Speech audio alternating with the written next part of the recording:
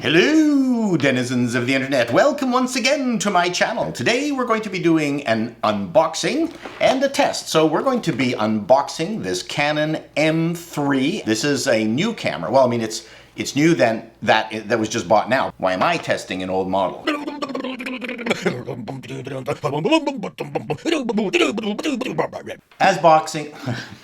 As promised, here's the unboxing of the M3, and I'll be talking about why the M3 as I'm doing it also. So here we've got disclaimers, tiny print, the manual, which I will read. Why the M3 and not wait for the M6? The M6 is going to be coming around April, I believe, but it's going to be a lot of money, and they're selling these cameras off, I think, in anticipation of the M6. So it's a fantastic deal, and I will tell you why I think it's a fantastic deal. So here's the camera. Ah, very nice. Now, I tried these in the store, and it just fits beautifully. It's a really, really nice camera. Not too dissimilar to other point and shoots, and we were actually looking for one that had a fixed lens. But again, I will get into the reasons why we didn't go there, and of course, there's one of the reasons why we went with this. Oh, sorry, I'm supposed to be vicious with my unboxing. 18 to 55 kit lens. Charging and connection to computer cable strap, which I won't use at all. Sorry, my apologies, it's of no value, I'm supposed to throw it away. And here's the tiny battery. Notice I didn't say tiny little. One of the things that really drive me nuts is when people say tiny little. That is redundant. Tiny and little mean the same thing. The M3. This is going to be discontinued soon if it hasn't really started being discontinued now. I mean, this is why this camera was literally half price. It was $600 and change. There we go. Connect the white dots. So isn't that nice? This is a very well-made little camera. One of the reasons that I was interested in the M3 and the M6 is that the screen flips up. The M5, the latest one, which has EV built in, they've got the screen flipping down, which is really not very useful because it interferes with the tripod.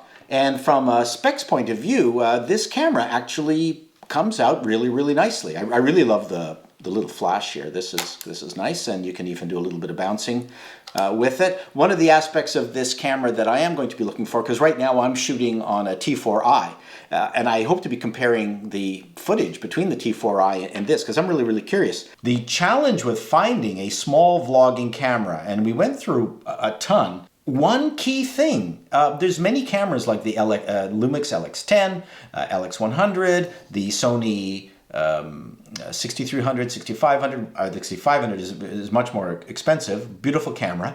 But the challenge, let's say with the Sony, is that it didn't have a flip up that you could vlog yourself with. Okay, so that was out of the question. The Canon G7X fixed lens, that was in the running. I mean, that was $900. Still more than this, but a beautiful camera with fantastic stabilization.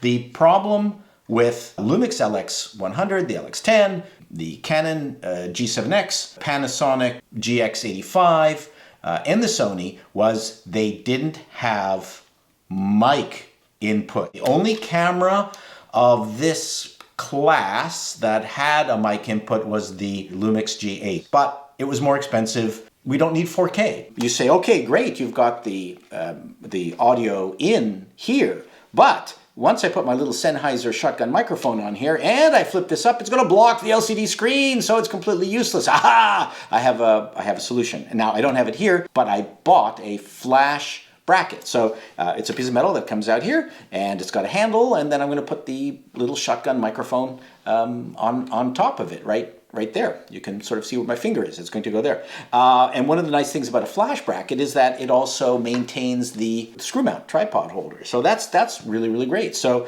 I'm able to have the best of all worlds. And now one of the nice things about the flash bracket is that you're able to hold it. I'll be able to turn this around, vlog, and I'll be able to hold on to the flash bracket like this, and I won't need a little Joby tripod or something like that. I've tried it. It works really, really well. It kind of extends your hand in a way that's a little bit better than holding it like this, and obviously your palm doesn't get in front of the the lens. So that's something I would recommend, is the trick using the flash bracket. Let's go through some of the specs. Both the M3 and the M6 have got 24.2 megapixel CMOS lens sensor. The enclosure, magnesium alloy, polycarbonate resin, stainless steel. I mean, this thing feels really solid. And considering that the very first Canon camera, mirrorless camera, was a piece of crap, you kind of got the sense that Canon's heart was not really in the mirrorless area, that they really wanted to promote and sell the Rebels and DSLRs. But since the M3, it's clear that Canon has really made a commitment to mirrorless cameras. Again, it doesn't have 4K. A lot of people complain about that, but 4K is really not required for 99% of the things that you might do with this camera. So, again, that's worth discussing potentially.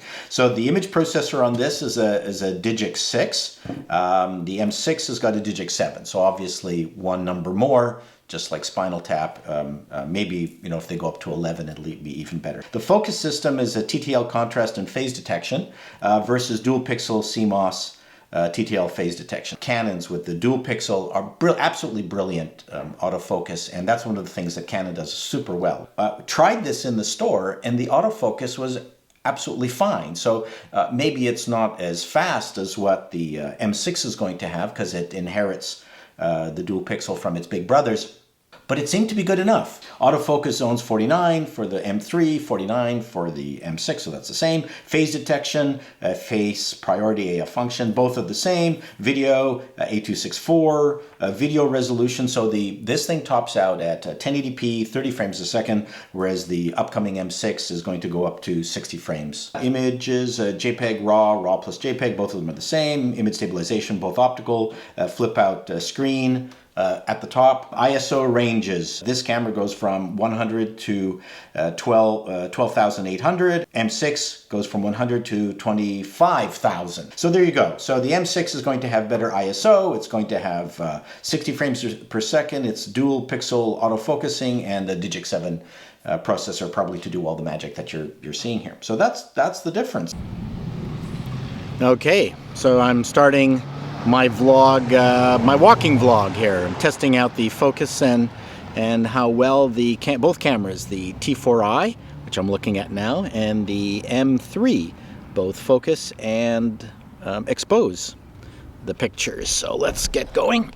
Now, because I'm walking, I've set both cameras to their maximum 30 frames a second, 1080p.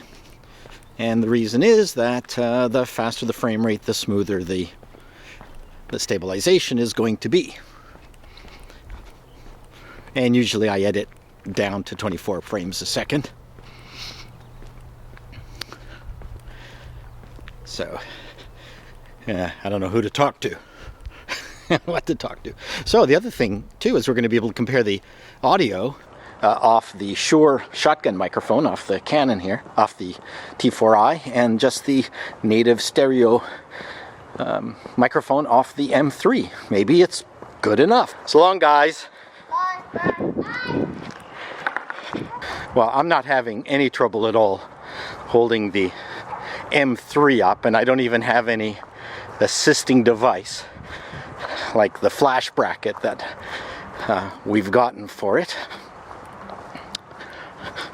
One of the things you can see immediately is that the M3's LCD screen is completely viewable in the sunlight, whereas the T4i is completely washed out. But I mean, it's an older camera. A lot has changed.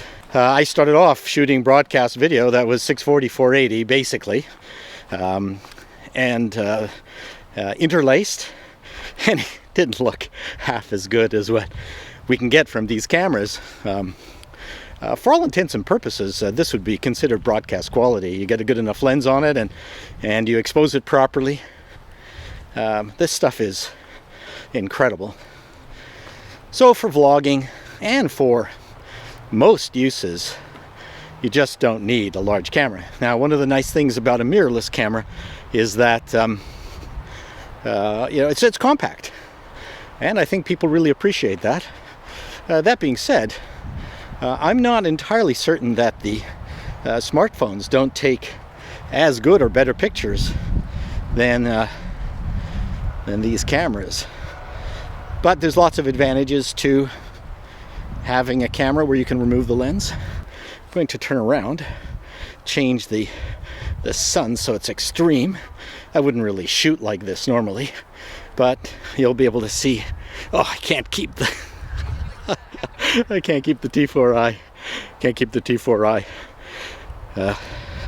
up any longer. My arm's going to break off. That's it. Okay, guys, bye. That's it. That's it for you. Oh, whew. That's a very good victory for the small format camera. Oh, I can see why people like moving towards the mirrorless cameras. There's such a difference, and if the quality is as good or better, then which I suspect it will be. I've already taken a look at some of the stills that have come out of the M3, and they're just stunning. Really, really beautiful, nice, sharp. And we'll check on the focusing. The focusing is, I would say, not super fast. It's faster than the T4i. My verdict is that it's adequate.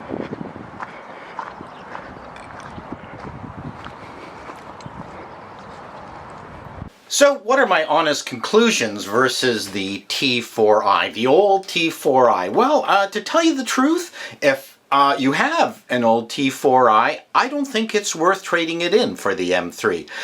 Yeah, the M3 has got better focusing and does better still work, but from a video perspective, it's really hard to tell what the difference is. Yeah, I think the M3 is better, but vlogging is not a technically superior experience. You're not, you know, shooting a cinematic experience that's supposed to be going into the theaters. It's just a vlog that you're going to be putting on YouTube. So would I replace the T4i with the M3? Probably not. I would probably buy the M3 for a outdoor portable walking around vlogging camera, because quite frankly, as I showed you, that T4i is bugger heavy, and I don't even know how certain people were able to vlog with the 70D or the 80D. They will remain nameless, but they're obviously way stronger than I am, and maybe I should be exercising more. So the bottom line is, I think the M3 is a marvelous bargain right now. I wouldn't buy it at full MSRP, but at the price that it's at now, and if you don't have a really good vlogging camera, then I would take it, because it's got a mic input, it's got the flippable screen. It really, really is a nice camera. The stills are brilliant and sharp, as you can see from this. Who's this person in the picture there? I forgot to mention the Fujifilm line of cameras in previous discussions about other cameras, but they suffer from the same problems. Yeah, they've got I think some superior videoing and even still imaging capabilities, but they don't have mic inputs. At least not the ones in the same class as this. What I really like about the M3 is the ergonomics and the way Canon has set up the menus, and Canon has always been brilliant about menus, and the double dials are fantastic. You know, one is for f-stop, one is for shutter speed, and that's all available without having to go into the menuing system. You do have to go into the menuing system to set your movie mode to manual. That's kind of a pain, but you can start a movie at any time that you want. It really is a terrific camera. Again, would I replace my T4i for what I'm doing right now, just having it shoot me in kind of a studio-ish environment on a tripod? No. What other things?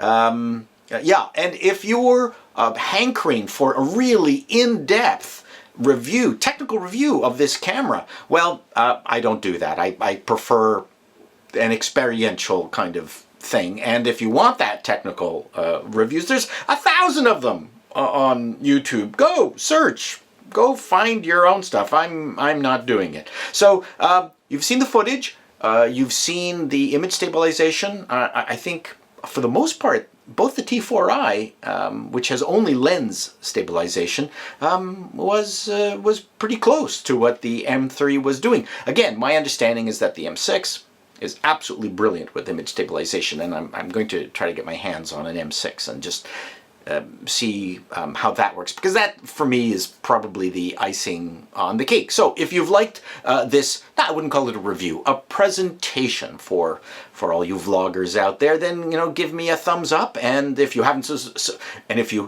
subscribed, that is such a tough word to say, please do so. Till later.